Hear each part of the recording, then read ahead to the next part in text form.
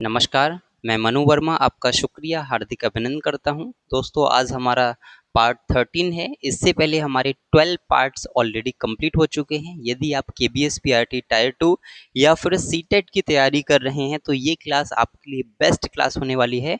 लेकिन होगा क्या कि जब आपका सीटेट का एग्जाम होगा तो लेवल थोड़ा कम रहेगा, लेकिन जब आपका केबीएस पीआरटी टायर 2 का एग्जाम होगा तो आपका लेवल थोड़ा सा हाई रहेगा। हाई नहीं, बहुत फर्क आपको दिखेगा। ठीक है, तो चलिए स्टार्ट करते हैं। बहुत ही इंपॉर्टेंट आपके लिए क्लास होगी और ध्यान रखना है what is the world around us. आपसे क्वेश्चन पूछा जा सकता है कि द वर्ल्ड अराउंड अस क्या है, तो आप कहेंगे ये ईबीएस का ही दूसरा नाम है। प्राइमरी लेवल पर उसको द वर्ल्ड अराउंड अस कहते हैं। ठीक है, ये लेटेस्ट है। यहाँ पर आप देखेंगे कुछ इन्फॉर्मेशन आपको दी है। डाइवर्सिटी एवरीवेयर, हमारे इंडिया में हर जगह डाइवर्सिटी आपको देखने के लिए मिलती है, वही यहाँ पर सिंपल दिया है। ये हालांकि सीखने की ज़रूरत नहीं थी, लेकिन मैंने इसलिए लिया है कि हमारा एनसीईआरटी क्या कहता है हमें उसको फॉलो करना है। ठीक है, क्योंकि सीबीएसई एग्जाम कंडक्ट कर रहा है, एनसीईआरटी को फॉलो करता है, केवीएस भी एनसीईआरटी को फॉलो करता है। तो यदि आप एनसीईआरटी वर्ड्स को फॉलो करेंगे तो ये आपके लिए बेस्ट होगा। Think of the variety of headgear we see in our country. In Rajasthan, men wear a colorful safa और पगड़ी। अब यहाँ पर दो चीजें आपको याद रखनी है। पहला यहाँ पर क्या बोला गया है, सबसे पहले बोला गया कि हमारे इंडिया में बहुत सारे टाइप के हेड गियर को यूज किया जाता है। हेड गियर बेसिकली क्या है, हमारे सिर पर लगाए जाने वाला टोपी पगड़ी, इसको हम हेड गियर बोलते हैं। ठीक है, तो इन्होंने बताया कि राजस्थान में जो मेन है वो अपने सर पर कलरफुल साफा और पगड़ी को बांधते हैं। इन हिमाचल प्रदेश, हिमाचल प्रदेश में क्या करते हैं, पीपल बियर अ टोपी, हिमाचल प्रदेश में टोपी पहनते हैं। Headgear can tell us where someone is from, और हेडगियर से हम आइडेंटिफाई भी कर सकते हैं कौन पीपल कहाँ से है। ठीक है, क्योंकि जो राजस्थान का पीपल होगा वो कलरफुल साफा बांधे होगा और पगड़ी बांधे होगा, तो हम समझ जाएंगे कि वो राजस्थान से है। हिमाचल प्रदेश का व्यक्ति होगा तो टोपी पहने होगा, तो हम उससे आइडेंटिफाई कर सकते हैं। वॉट दे बिलीव इन और what they do for a living, it is a significant symbol of tradition. इससे क्या होगा कि वो कहाँ रहते हैं, किस में बिलीव करते हैं, इसका भी हम अंदाजा लगा सकते हैं। It is a significant symbol of tradition, इससे ट्रेडिशन का भी क्या होता है, सिग्निफिकेंस होता है। And honour and cultural heritage, इससे ऑनर एंड कल्चरल हेरिटेज का भी पता चलता है, particularly in weddings and other formal occasions in many states of our country. हम अपने कंट्री में जाएंगे तो डिफरेंट डिफरेंट जगह पे डिफरेंट डिफरेंट टाइप्स के लोग मिलेंगे, डिफरेंट क्लॉथ्स उनके होते हैं, सारी चीजें डिफरेंट डिफरेंट देखने के लिए मिलेंगी, लेकिन फिर भी हम एक ही छत के नीचे और एक ही कंट्री में रहते हैं। चाहे हमारे रिलीजन अलग हो, चाहे हम डिफरेंट कलर के हों, चाहे हमारे क्लॉथ्स डिफरेंट हों, चाहे हमारे फूड डिफरेंट हों। ठीक है, तो आई होप ये आपको समझ आया होगा। Next next, do you know this is safety first? Okay, headgear is also worn, headgear is also worn for protection from heat or cold or injury। जो हेडगियर है वो क्या करता है, हमें हीट से भी बचाता है, कोल्ड से भी बचाता है और इंजरी से भी बचाता है। जैसे आपने देखा होगा जो हमारी कंस्ट्रक्शन साइट होती हैं वहां पर भी लोग हेड गियर पहनते हैं, टोपी पहनते हैं, और वो जो है प्रोटेक्शन के लिए होती है। तो इससे जो है प्रोटेक्शन भी होता है, हीट से भी हम बच सकते हैं, कोल्ड से भी बच सकते हैं और इंजरी से भी बच सकते हैं। Helmets worn by soldiers, construction workers and people working in mines and tunnels protect them from injury while they are on duty. जो हमारे सोल्जर्स हैं, कंस्ट्रक्शन वर्कर्स हैं और भी ऐसे वर्कर्स जो माइंस में, टनल्स में या फिर कहीं भी ऐसी जगह काम कर रहे हैं जहां पर इंजरी का खतरा होता है, वहां पर वो क्या करते हैं, वो हेड गियर को पहनते हैं, टोपी को पहनते हैं और वहां पर अपनी ड्यूटी परफॉर्म करते हैं। Road safety helmets are worn by motorcyclist and cyclist. जो रोड सेफ्टी हेलमेट्स हैं वो भी बहुत ज़रूरी हैं, और वो साइकिलिस्ट, मोटरसाइकिलिस्ट ये यूज करते हैं और अपने आप को प्रोटेक्ट रखते हैं। Which helps prevent serious head injuries, जो कि सीरियस हेड इंजरी से हमें बचाता है। हमारे बॉडी में कहीं भी चोट लग जाती है, हमारे हाथ में चोट लग जाती है, हमारे पैर में चोट लग जाती है, वो ठीक हो जाती है, लेकिन अगर हमारे हेड में चोट लग गई तो उसको ठीक करना बहुत मुश्किल है। ठीक है, इसीलिए उसको प्रोटेक्ट करना बहुत जरूरी है। Helmets are compulsory and must be worn while we are on two wheeler. अगर हम टू व्हीलर पर हैं तो हमें कंपल्सरी हेलमेट पहनना ही पहनना है, इस बात को याद रखेंगे। ठीक है, next, national flag of India के बारे में दिया गया था, तो आप इसके बारे में ऑलरेडी सारे लोग जानते हैं। द सैफरन कलर, यहाँ पे कभी कभी कुछ लोगों की ये मिस्टेक होती है कि ऊपर वाला जो कलर है वो आपका कुछ डिफरेंट कलर बताते हैं, लेकिन ये डिफरेंट नहीं है, ये सैफरन कलर है। कुछ लोग इसको क्या बोलते हैं, ये ऑरेंज है, ये ऑरेंज नहीं है। ये कौन सा है, ये आपका सैफरन कलर है। ठीक है, हालांकि आप तो सब लोग जानते होंगे। The saffron color at the top of our national flag stands for strength and courage। Question आपसे पूछा जा सकता है कि जो सैफरन कलर है वो क्या स्टैंड करता है, किसके बारे में बताता है, तो आप कहेंगे ये स्ट्रेंथ एंड करेज को शो करता है। जो सैफरन कलर है वो स्ट्रेंथ एंड करेज को शो करता है। The white middle band stands for piece and truth with the blue Ashoka चक्र एट द सेंटर। अब इसमें आप देखेंगे कि हमारा जो ये वाला सैफरन कलर था वो क्या शो करता है, सैफरन कलर जो है वो स्ट्रेंथ एंड करेज को शो करता है। व्हाइट कलर जो है वो क्या बताता है, पीस एंड ट्रुथ को बताता है। इसमें जो व्हाइट कलर है वो पीस एंड ट्रुथ बताता है। एंड जो ब्लू कलर है, ब्लू कलर का क्या होता है, बीच में जो आपका चक्र बना होता है वो ब्लू कलर का होता है, और जो कि क्या करता है, चक्र at the centre representing duty, वो हमें ड्यूटी बताता है कि हमें हमारी ड्यूटी क्या है, हमें अपनी ड्यूटी को अच्छे से परफॉर्म करना चाहिए। मेरी ड्यूटी है बच्चों को पढ़ाना, मैं बच्चों को पूरी शिद्दत से पढ़ाता हूँ। मेरी ड्यूटी है आपको पढ़ाना, आपको सिखाना, तो मैं आपको सिखाने की पूरी कोशिश करता हूँ। लेकिन आपकी ड्यूटी क्या है, आपकी ड्यूटी है सीखना। तो क्या आप अपनी ड्यूटी को अच्छे से परफॉर्म कर रहे हैं या नहीं कर रहे हैं, ये आप पर डिपेंड करता है। The green band at the bottom stands for growth and prosperity. जो हमारा ग्रीन कलर है वो ग्रोथ एंड प्रॉस्पेरिटी को शो करता है। ठीक है, तो हमने यहाँ पर क्या क्या जाना, हमारे फ्लैग में 3 कलर्स होते हैं, आप सभी लोग जानते हैं। जो हमारा सैफरन कलर है वो क्या शो करता है, सैफरन कलर्स जो है वो स्ट्रेंथ और करेज को शो करता है। जो व्हाइट कलर है वो पीस एंड ट्रुथ को शो करता है। और जो ब्लू कलर का चक्र है, अशोक चक्र, वो हमारी ड्यूटी को बताता है कि हमारी ड्यूटी क्या है। ठीक है, और जो ग्रीन कलर है वो क्या शो करता है, वो ग्रोथ एंड प्रॉस्पेरिटी को शो करता है। ओके, नेक्स्ट, इंपोर्टेंट पॉइंट्स, क्या क्या इंपोर्टेंट पॉइंट्स हैं यहाँ पर देख लेंगे। बट इससे पहले यहाँ तक आप वीडियो देख रहे हैं, मतलब वीडियो आपको पसंद आ रही है, पसंद आ रही है तो वीडियो को एक लाइक कर दीजिएगा, शेयर कर दीजिएगा अपने फ्रेंड्स के साथ, और चैनल को सब्सक्राइब कर लीजिए यदि आप चैनल पे फर्स्ट टाइम विजिट कर रहे हैं तो। India runs the world's largest postal network. आपसे ये सारे क्वेश्चंस जो हमारे ऑब्जेक्टिव क्वेश्चंस हैं उसमें पूछे जा सकते हैं कि ऐसा कौन सा कंट्री है जहां पर लार्जेस्ट पोस्टल नेटवर्क है, तो आप कहेंगे India. India built Aadhaar, the world's biggest digital ID system used by over 99% of adults in India। हमारे इंडिया के 99% जो अडल्ट हैं वो आधार यूज करते हैं, उनका आधार बना हुआ है। लेकिन आपके लिए क्वेश्चन ये है कि जो हमारा आधार होता है उसमें कितने डिजिट्स होते हैं। आपसे क्वेश्चन पूछा जा सकता है कि आधार नंबर में कितने डिजिट्स होते हैं। The world's largest cricket stadium is the Narendra Modi stadium. World का सबसे बड़ा जो क्रिकेट स्टेडियम है वो कौन सा है, तो आप कहेंगे नरेंद्र मोदी क्रिकेट स्टेडियम, जिसका पुराना नाम क्या था, अटल बिहारी क्रिकेट स्टेडियम, जो कि गुजरात में है। With a capacity of 1,32,000 spectators. इसमें क्या है कि 1,32,000 सीट्स वहां पर कैपेसिटी है, तो उसकी कैपेसिटी बहुत ज्यादा है। ये वर्ल्ड का सबसे बड़ा स्टेडियम है। The world's tallest statue is the Statue of Unity in India, standing 182 metres toll.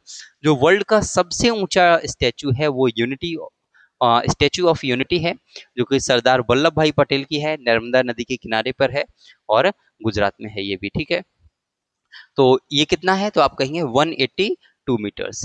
India is the world's largest democracy, ये भी याद रखेंगे, ये तो आपको पता होगा कि इंडिया हमारे वर्ल्ड का सबसे बड़ा डेमोक्रेसी बोला जाता है, ठीक है, सबसे बड़ा डेमोक्रेसी। लेकिन ओल्ड डेमोक्रेसी आपसे पूछा जाए तो आप कहेंगे America is a old democracy.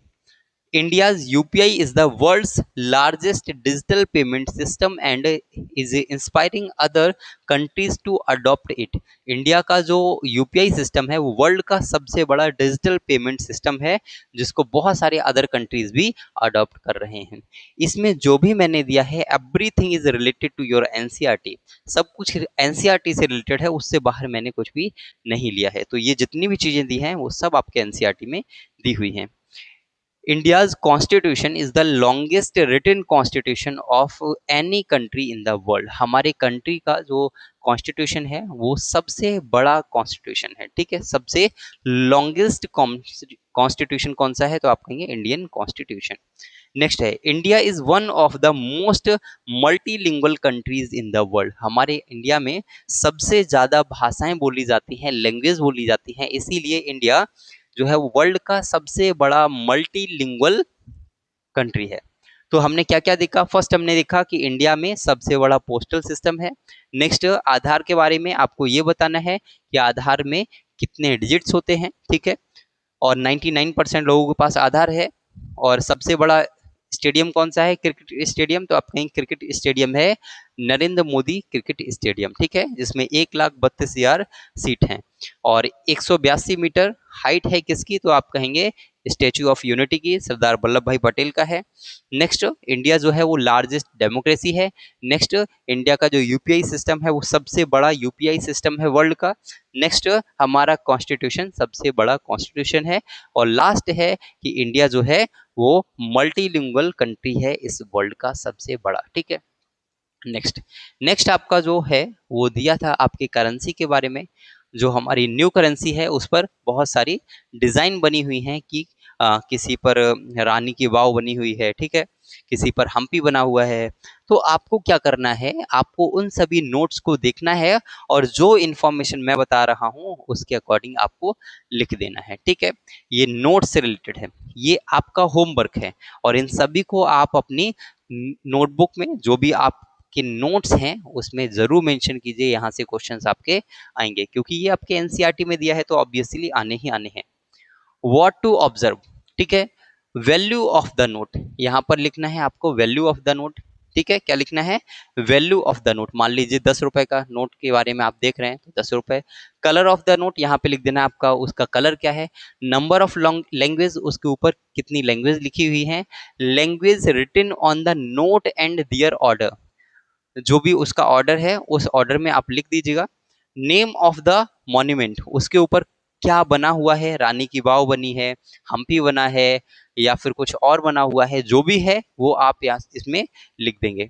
Symbol seen on the note, उस पर कौन सा सिंबल दिख रहा है तो उस पर ये वाला सिंबल होता है, आप देखते हैं। Image of animals which could be found, देखिए ये सब आपको करने की जरूरत नहीं है, आपको मेनली क्या करना है वो मैं आपको बता देता हूँ। मेन आपको क्या करना है, आपको देखना है उसका कलर कैसा है, ठीक है, ये आपको देखना है, ये इंपॉर्टेंट है आपके लिए कि उसका कलर क्या है, ठीक है। दूसरा आपको देखना होगा कि उसके ऊपर लैंग्वेज कितनी लिखी होती हैं, ठीक है, कितनी लैंग्वेज लिखी हैं। उसके बाद आपको देखना है कि उस पर कौन सा मॉन्यूमेंट बना है, कौन सा मॉन्यूमेंट बना है, बस इतनी चीजें आपको देखनी है, ठीक है। 3 चीजें आप हर नोट की देख लेंगे, 10, 20, 50, 100, 200, 500, ठीक है। मैं दोबारा से रिपीट कर देता हूं, क्या क्या आपको देखना है, आपको देखना है colour of the note, number of language on the note and name of the monument on the note, ठीक है। ये 3 चीजें आपको देखनी है और अपने जो नोट्स हैं उनमें मेंशन कर लेना है, ठीक है। यहाँ पर कुछ सिंबल्स दिए हुए थे आपके एनसीईआरटी में, उनको आप देख लीजिए। ये वाला जो सिंबल है वो यूरोपियन यूनियन का है, ये वाला यूनाइटेड स्टेट्स का है, डॉलर है, ये वाला आपका फिलीपींस का है, ये इंडिया, ये जापान, ये चाइना, ये यूनाइटेड किंगडम। लेकिन आपको क्या करना है, आपके पास जो है कुछ होमवर्क है। आज आपका होमवर्क क्या है, एक होमवर्क ऑलरेडी मैं आपको बता चुका हूँ, इससे पहले वाला एक होमवर्क आपका ये है। यहाँ पर मैंने लिखा है कि ये वाला जो सिंबल है आपके टेक्स्ट बुक में सिंबल्स दिए गए हैं, वहां कंट्री का नाम भी नहीं लिखा है, लेकिन मैंने यहाँ पर कंट्री का नाम लिखा है। लेकिन इसके साथ आपको क्या करना है, जैसे यूरोपियन यूनियन है, ये जो यूरोपियन यूनियन है इसका क्या है, तो आप कहेंगे यूरो। क्या है, इसकी करेंसी है यूरो, इसकी करेंसी क्या है, यूरो। तो ये जो सिंबल है वो किसका है, वो यूरो का सिंबल है। ये जो करेंसी है ये वाली, ये कहाँ की है, तो आप कहेंगे यूनाइटेड स्टेट्स की है। और इस करेंसी का नाम क्या है, तो आप कहेंगे डॉलर है। ठीक है, डॉलर है। इसी तरीके से बाकी जो बची हुई करेंसी हैं वो, उनका नाम क्या है वो आपको लिखना है। ठीक है, अपने जो नोट्स हैं उसमें मेंशन कर लेना है। ठीक है, तो यहाँ पर कंट्री के साथ, सिंबल के साथ और उस करेंसी का नाम आपको एड ऑन कर लेना है। ठीक है, next, do you know some currency notes also have raised prints and symbols to help people with visual impairment identify them. The money app help them in identifying different currency notes by listening to and feeling their vibrations. अब इसमें क्या है कि कुछ note ऐसे भी हैं जिन पर क्या होता है, जो हमारा ब्रेल सिस्टम है उस ब्रेल सिस्टम में उस पर लिखा गया है। और वो, उससे क्या होगा कि जो विजुअली इम्पेयर्ड जो स्टूडेंट्स होते हैं जिनको दिखाई नहीं देता, वो उसको टच करके फील करके बता सकते हैं कि ये 10 रुपीज़ का नोट है, ये 20 का है, ये 50 का है, ये 100, 200, 500, इस तरीके से वो बता सकते हैं। एक ऐप है, इसका नाम याद रखेंगे, money app. The money app, money app के थ्रू भी इसमें वाइब्रेशन बताए जाते हैं, फीलिंग दियर वाइब्रेशन और लिसनिंग, सुनने के थ्रू उसमें सुनाया जाता है, उसमें वाइब्रेशन बताया जाता है, उसमें बताया जाता है कैसे आप टच करेंगे। तो वो आपको सिखाता है कि आप टच करके किसी भी नोट को कैसे पहचान सकते हैं। ठीक है, नेक्स्ट, ये है आपका अशोका चक्र। अशोका चक्र आपने देखा ही होगा, इसको डिटेल आगे हम देखेंगे। ठीक है, इसकी डिटेल में क्या दिया है, हिस्टोरिक बैकग्राउंड। इसका हिस्टोरिक बैकग्राउंड क्या है, तो आप कहेंगे यहाँ पर बहुत सारा डिटेल आपको मैंने दे रखा है। ठीक है, अडॉप्टेड ऑन 26 ऑफ जनवरी 1950। ठीक है, इसको कब अडॉप्ट किया गया था, तो आप कहेंगे 26 ऑफ जनवरी 1950 को इसे हमारे कॉन्स्टिट्यूशन में, या हम कहें कि इंडिया ने अडॉप्ट किया था। ओके, सोर्स क्या है इसका, तो सोर्स है लॉइन कैपिटल ऑफ अशोका। ये कहाँ से लिया गया है, तो लॉइन कैपिटल ऑफ अशोका से लिया गया है। नेक्स्ट, बुल्ट बाय किसने बनाया, तो आप कहेंगे एम्परर अशोका। जो अशोका थे उन्होंने बनाया था, और कब बनाया, तो आप कहेंगे 3rd सेंचुरी BCE में इसको बनाया गया था।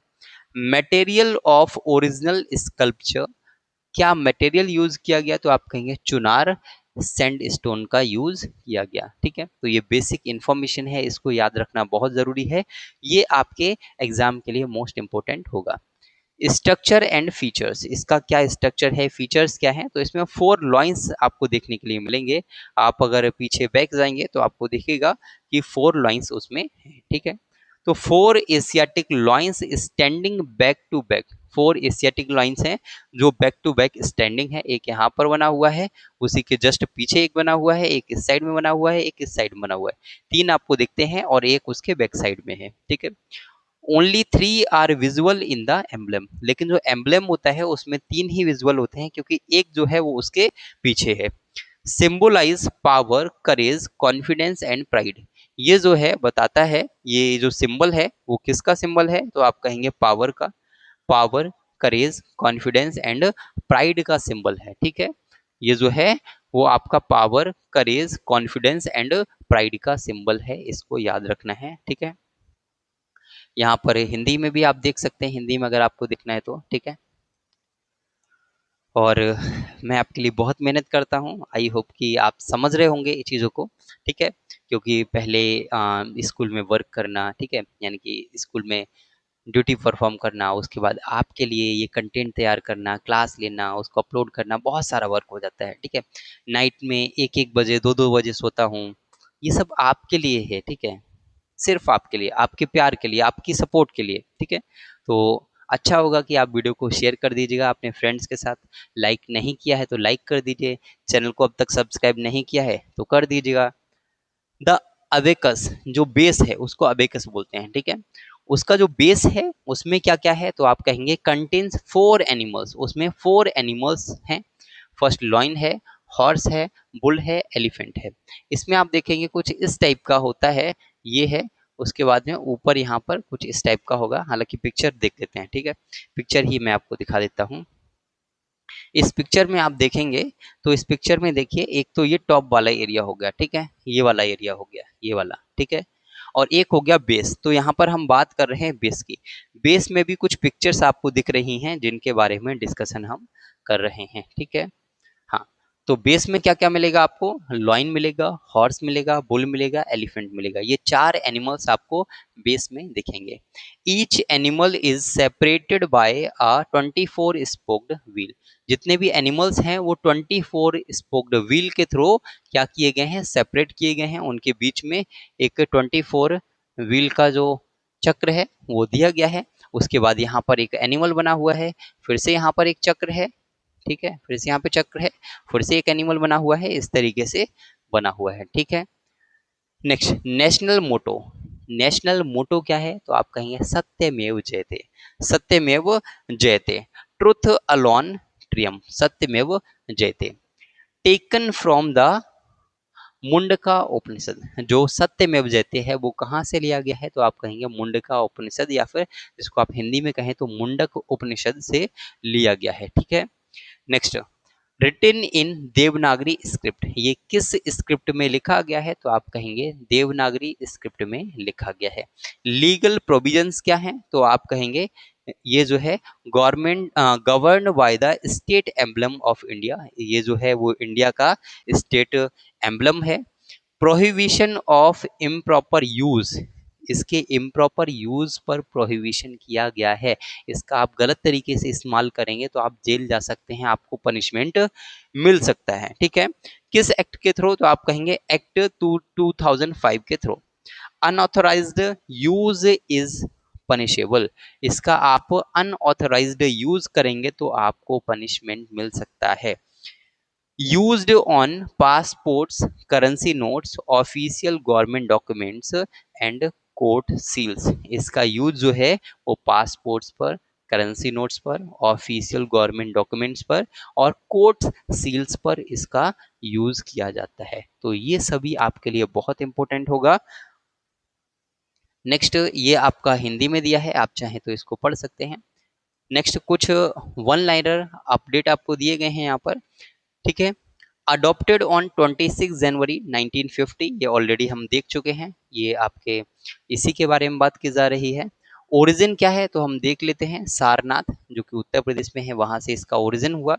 पीरियड ऑफ ओरिजिन जो अभी हमने देखा था 3rd सेंचुरी BCE में। और मेड ऑफ सैंडस्टोन, ये सैंडस्टोन का बना हुआ है जिसमें 4 लॉइंस हैं, ठीक है। और 4 लाइंस में 3 ही विजुअल होते हैं, एक उसके बैक साइड में होता है। किस उपनिषद से लिया गया है? तो आप कहेंगे मुंडको उपनिषद से लिया गया है, ठीक है। नेक्स्ट, इनरिचमेंट पॉइंट्स, कुछ पॉइंट्स और देख लेते हैं। Represents sovereignty, justice and moral authority of Indian state. ये जो है वो sovereignty, justice and moral authority को शो करता है कि हमारा जो इंडिया है वो सॉवरेन कंट्री है, उसका अपना जस्टिस है, उसके कुछ मॉरल अथॉरिटीज हैं, उनको ये रिप्रेजेंट करता है। अशोक चक्र symbolizes law, righteousness and continuous progress. ये अशोक चक्र जो है, जो बीच में चक्र लगा हुआ है, वो चक्र किसको शो करता है? तो वो चक्र जो है वो law, righteousness and continuous progress को शो करता है। Reflects India's ancient heritage integrated into modern democratic governance, ठीक है। ये जो है रिफ्लेक्ट्स इंडियाज एंशिएंट, देखिए ये बहुत पुराना है, 3rd BCE का है, तो कितना पुराना है? तो ये इंडिया की जो हेरिटेज है उसको शो करता है। ये हिंदी में भी आप देख सकते हैं, इसीलिए हम जो है हिंदी और इंग्लिश दोनों में ही लेके चलते हैं बाइलिंगुअल, जिससे कि किसी को भी कोई भी प्रॉब्लम ना हो।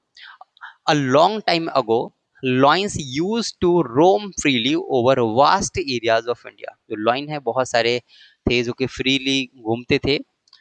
Today these lions are found only in the गिर फॉरेस्ट ऑफ गुजरात, जो कि आज इंडिया में ओनली एक गिर फॉरेस्ट है गुजरात में, वहीं देखने के लिए मिलेंगे, लेकिन पहले जो थे वो इंडिया में हर जगह आपको देखने के लिए मिलते थे। their numbers had gone down to only a few dozen about 150 years ago. 150 years ago अगर हम देखेंगे तो इसका जो नंबर था वो बहुत ही कम हो चुका था, कुछ डजन्स में रह गया था, कुछ दर्जनों में इसका नंबर बचा हुआ था. However, our country made a great effort to save the loins, and it is a matter of pride that today India has several hundreds loins in the wild. और आज जो है इंडिया के जो एफर्ट्स हैं उनके थ्रू बहुत सारे एनिमल जो बहुत सारे जो लॉइंस हैं वो आज देखने के लिए मिलते हैं, ठीक है, सैकड़ों की संख्या में देखने के लिए मिलेंगे. ये हमारे लिए बहुत प्राइड की बात है, ठीक है. लेकिन ऐसा क्यों हुआ कि इनका नंबर डिक्रीज हुआ? आप पिक्चरों में देखते हैं, मूवीज में देखते हैं, बहुत सारी जगह देखा होगा कि पहले इनका शिकार किया जाता था, इनकी हंटिंग की जाती थी, तो उन सब चीजों से क्या होता था, इनका नंबर डिक्रीज होता गया. नेक्स्ट है इंडियन ड्रम्स के बारे में. इंडियन ड्रम्स के बारे में है, बहुत इंपॉर्टेंट है ये. आपसे क्वेश्चन किसी भी टाइप से आ सकता है. ये भी आ सकता है कि आपको एक पिक्चर दे दिया और आपसे पूछा गया कि भाई ये कौन सा है, ठीक है, ये कौन सा है. या फिर ये पूछा जा सकता है कि मृदंगम जो है वो किस म्यूजिक से रिलेटेड है. तो ये आपको पढ़ना बहुत जरूरी है. जैसे मान लीजिए मृदंगम जो है, मृदंगम किस से रिलेटेड है, तो आप कहेंगे कर्नाटिक से, ठीक है, कर्नाटिक जो म्यूजिक है उससे रिलेटेड है. जो मृदंगम है वो कर्नाटिक म्यूजिक से रिलेटेड है, कर्नाटिक म्यूजिक से रिलेटेड है, ठीक है. तो जितने भी यहाँ पर इंडियन ड्रम्स हैं वो सभी किसी ना किसी म्यूजिक से रिलेटेड हैं. सभी को अलग अलग जगह पे बजाया जाता है. तो आपको क्या करना है, इनके बारे में सर्च करना है. थोड़ी सी मेहनत आपको भी करना जरूरी है, क्योंकि जब आप अपने आप से सर्च करेंगे तो बहुत सारी चीजें सीखेंगे, ठीक है. ये है आपका पखवाज, ये आपका धामा, ये आपका खंजीरा, ये आपका ढोल, मृदंगम, ढोलक, थाबिल, इडाक्का, खोल, इडाक्का ये दोनों सेम ही है, ठीक है.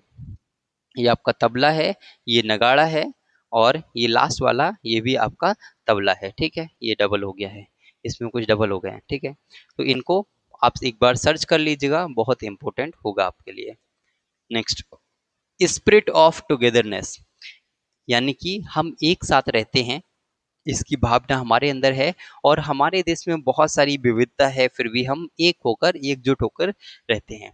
India is the shining example of the spirit of togetherness. India एक बहुत अच्छा एग्जाम्पल है, क्योंकि बहुत सारे रिलीजन है हमारे यहाँ पर, डिफरेंट डिफरेंट लैंग्वेज लोग बोलते हैं, लेकिन फिर भी हम एक साथ मिलकर रहते हैं, ठीक है. खान पान अलग है, हमारे जो क्लॉथ्स हैं वो अलग हैं, ठीक है.